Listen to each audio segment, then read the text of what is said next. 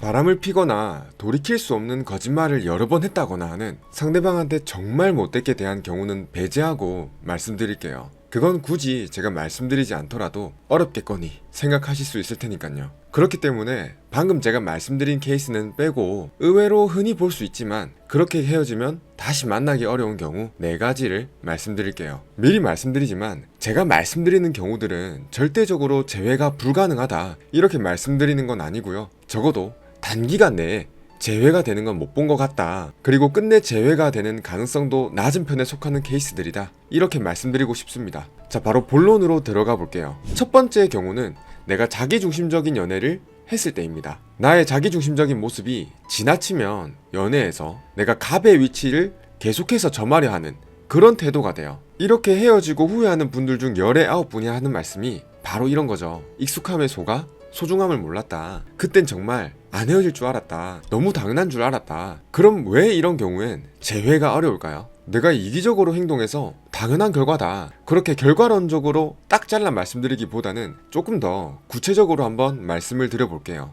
애초에 내가 자기중심적으로 연애를 해왔구나 라고 느끼려면 연애 기간이 어느 정도 있어야 되고 또 그 연애한 기간 중에서 내가 자기중심적으로 상대를 대했던 기간이 최소 몇 달은 될 거예요. 그 말은 즉슨 상대방이 나의 태도를 묵묵히 참았던 기간이 짧진 않다는 거죠. 자, 그럼 여기서 질문을 한번 드려볼게요. 상대방은 왜 나의 그런 태도를 묵묵히 참아줬을까요? 한번 생각해보세요. 답은 간단하죠. 좋아하니까. 내가 상처를 받고 내가 나 자신을 잃는 것 같아도 그 힘듦보다 당장의 이별이 더 고통스러울 것 같으니까 참았던 거예요. 근데 그런 사람이 헤어지자 말을 하는 거는 뭘까요? 순간적으로 폭발해서 헤어지자 말한 거라면 오히려 금방 잡힐 거예요. 근데 그게 아니라면 첫 번째로 상대방은 오랜 기간 참아왔고 두 번째로는 상처받는 거라든지 지치는 것이 이제 너무 깊다는 거예요. 나의 자기중심적인 모습들을 그렇게 받아주면서 상대방은 동시에 얘는 내 입장은 생각하기는 할까? 나를 좋아하긴 하는 걸까?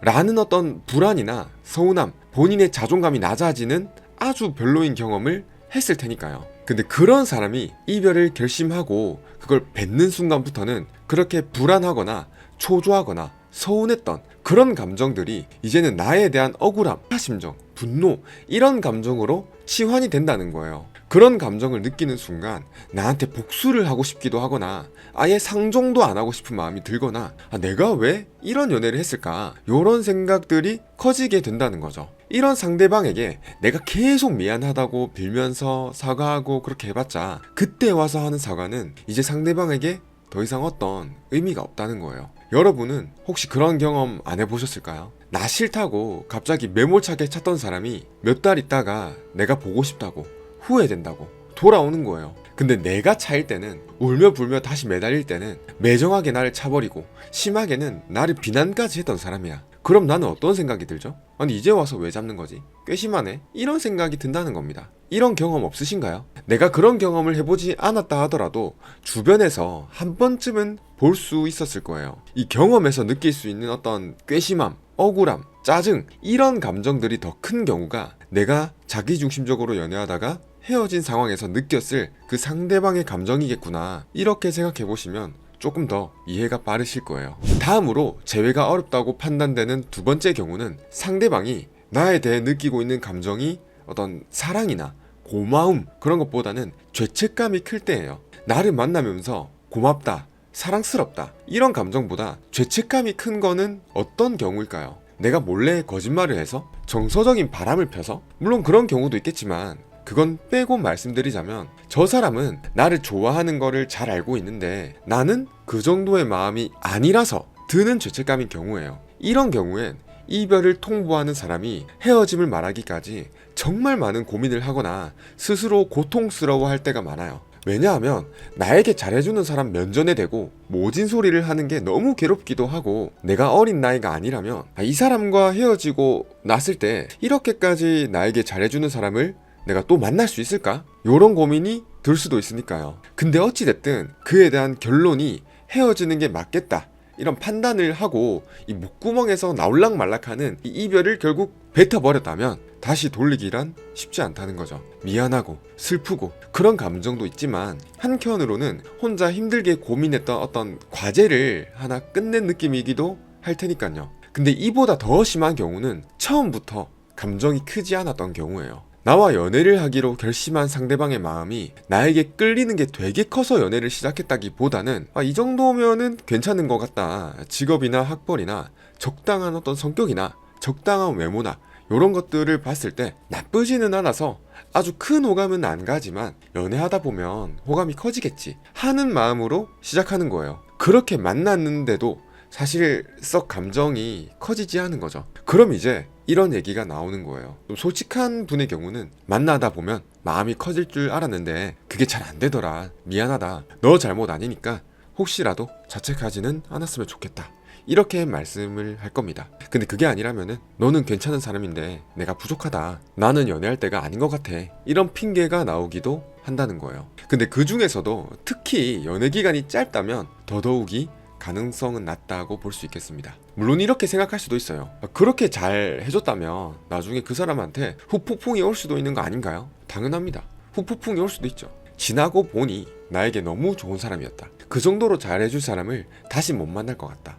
요런 생각에 후폭풍이 올 수도 있습니다. 다만 이거는 이제 이별을 통보한 사람의 가치관에 따라서 갈릴 것 같아요. 좋아하는 감정이 적어서 죄책감, 미안한 그런 마음이 컸던 연애를 하다가 힘겹게 이별을 한 사람이 이제는 이렇게 생각할 수도 있다는 거죠. 헤어짐을 말하기까지 너무 힘들었다. 다시는 이런 경험을 하고 싶지 않다. 설령 고마움의 감정, 미안함의 감정 때문에 흔들리더라도 나는 내 감정이 크게 움직이는 사람과만 연애를 해야겠다. 이런 식으로요. 다음으로 재회가 어렵다고 판단되는 세 번째 경우는 상대방이 쉽게 감정에 동요되지 않는 잔잔한 사람이면서도 되게 이성적인 사람인데 그런 사람이 헤어지고 나랑 다시 만나도 이 문제는 똑같이 반복될 문제다 라는 생각이 커서 헤어짐을 결심했을 때예요. 쉽게 말해서 고쳐달라 이렇게 얘기했는데도 끝내 고쳐지지 않고 비슷한 문제로 엄청나게 다투거나 힘들어 했다는 거예요. 쉽게 감정에 동요되지 않는 잔잔한 편이고 이성적인 사람이라면 다툰다고 해서 쉽게 헤어짐을 말하지도 않았을 테고 헤어짐을 말하는 것도 그 전에 신중에 신중을 가한 고민을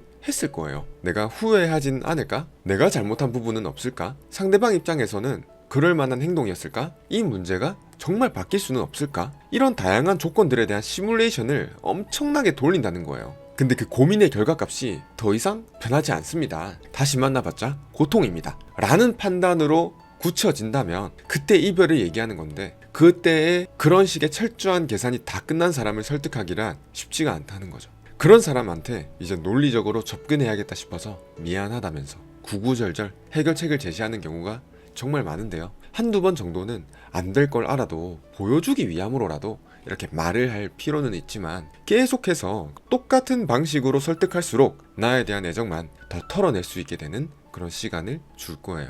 물론 예외가 있긴 한데요. 그건 바로 나에 대한 감정 투자가 컸던 경우예요. 나를 너무나도 좋아했던 경우에는 아무리 이성적인 사람이라도 연애에서만큼은 이 감정이 논리적인 사고를 이기기 때문에 단기간이든 장기간이든 충분히 또 재회가 되는 케이스도 분명 있습니다. 자, 마지막으로 재회가 어렵다고 판단되는 네 번째 경우는 현실적으로 해결 방안이 없다고 느껴질 때예요. 이건 어린 분들보다는 어느 정도 결혼을 생각해 볼 수 있는 나이이신 분들이 좀 겪는 그런 경우라고 말씀드릴 수 있겠는데요. 예를 들면 경제적인 문제라든지 종교의 문제라든지 집안의 문제라든지 그런 부분들에 대해서 서로의 가치관이 너무나도 다르다거나 서로가 노력한다고 해도 바뀔 수 없는 그런 상황, 그런 경우라는 거죠. 남자친구의 집안이 뼛속까지 기독교라 내가 무신론자임에도 불구하고 매주 혹은 격주에 한 번 정도는 교회를 꼭 가야 한다든지 경제관이 다르거나 아이를 가지고 싶냐 안 가지고 싶냐에 대한 어떤 문제가 대립되거나 그런 케이스들이